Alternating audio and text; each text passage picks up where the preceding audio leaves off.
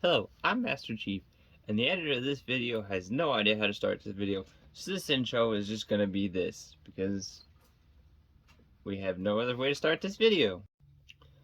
Hello, and welcome to the NECA retro cloth version of Michael Myers. Now, I apologize for any scratching noise going on. That is my parents' pet ferret. It's a long story on that one.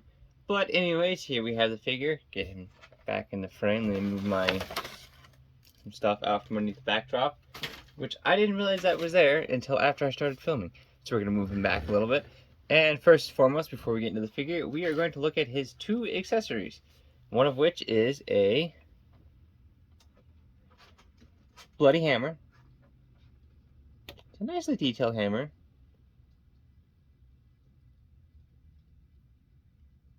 And what is arguably more important, the knife, which again is a very nicely done knife. And I'm not going to cover these in very much detail because, I mean, it's a kitchen knife and it's a hammer. I mean, we've all seen both of those, unless you've never seen a hammer or a knife before. But anyways, we're going to get into the figure real quick. He might fall over because I don't know how well it's coming off on camera. This left foot, my left, his right, this one seems to articulate a little bit. I thought it had ankle rocker, but it doesn't, and this one is just molded, warped. So he has some trouble standing. But anyways, we're going to look at his boiler suit real quick because of how tall he is and because of the way I have the camera. I can't really look at his face right away. But you can see it's a very nicely done boiler suit. It's moderately detailed, you know, it's got the belt. You can see he wants to kind of tilt on that foot. He's got the back pockets there. He does not want to stand. No, it's nicely done. You get the cuffs there. These pockets up here, when I first opened them, I thought they'd actually be functioning, but I don't think that one is. This one is actually functioning, I think. Yep. That one is a functioning pocket. So it does have functioning pockets, and same with the back pocket. So you can do that, I guess. But then we'll look at his shoes here, which are nicely done. I'm not sure how well it's coming off. We're going to kind of pull up his legs a little bit, his little pants. I'm not sure how well it's coming off on camera, but you can see the, so he doesn't have ankle rockers, that's right. Side the point, you can see the wear on the shoes. Kind of looks like it's out of focus, but actually it's wear on the shoes. Detailing on the bottom, but no wear, so it's kind of weird because it stops right about there. So it's just a little awkward, but you can see the tips of the shoes are worn. You get the laces and whatnot. We're going to drop his legs back down, and then we'll look at his hands real quick, which you can see are nicely bloody, but they do they're too gray for my taste. They're very ash colored. He does have some thumbnails molded in. Very nicely detailed, and he does only have one holding hand. You can see this one is meant for holding. The other one is more of a relaxed hand, but I don't have an issue with that. Still very nicely detailed. You can see the skin wrinkles and stuff, and the fingernails, not thumbnails. But it is noteworthy that it does not match the color of the actual body. And that's another thing to talk about, is the actual body underneath. It is Velcro, and you can see that the shirt underneath is just taped. I don't know if it's actually fixed, but it looks like it's just taped to the actual body. So there's that, and it is a very awkwardly muscular body. If I could do this one-handed while trying to hold the camera. You can see it's a very awkward body. I mean, it makes sense, but then on the other hand, it really doesn't. I need to readjust my camera real quick.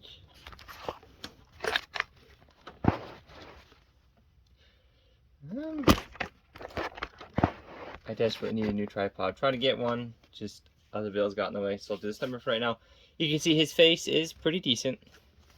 And I apologize for the blue light coming in from the window. It feels like it's on a ball joint, kind of. I definitely would not try to pry it off or anything right now. But I'm going to tilt him sideways so you look at the detailing. You can kind of see his eyes in there, kind of. It's more or less just detailing in there. There's no actually paint work, but I can respect that. See, you got his ears, his hair. a nicely done mask. It kind of doesn't fit with the whole body though. The head is a little bit large, but I can understand that being a mask. But makes sense. But anyways, we'll get into articulation. This figure's articulation scares me. It's kind of like the Fison figures because you don't know where the joints are at exactly. So his elbows and his joints are incredibly tight. His elbows go forward that far, you get about 90 degrees. The wrists, as you might have seen, are on just basic hinges. So they do hinge up and down and they do rotate. So there's that. Shoulders move forward just that far because of the clothing. I'm not sure how well you can see that, but you can see the clothing really starting to bind up. So back that far. Outward that far just due to the clothing. You get 90 degrees. Basically about straight out forward, straight out back, and straight out to the side. Other arm is the same. Torso, you have a waist swivel. I don't think there's an ab crunch there, doesn't feel like it, but you get a waist swivel that only moves that far to one side. Move his arm out of the way. And again, super tight. And that far to the other side. So basically you get about 90 degrees of side to side before the boiler suit really gets in the way.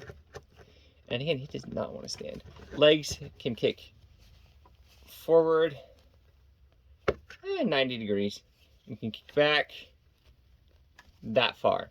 So they don't really go backward that far, but they do go straight out from the body. I apologize for this review being kind of rushed, but they do go straight out from the body. Knees do 90 degrees. So all together, he's not a bad, and feet move up and down slightly. You got that far down, that far up. That's really it. And he's not a badly articulated figure. He's very decent. He's just not as articulated as I would like. The one thing to know, why I haven't put the knife and stuff in his hand, this grip is way too tight for these.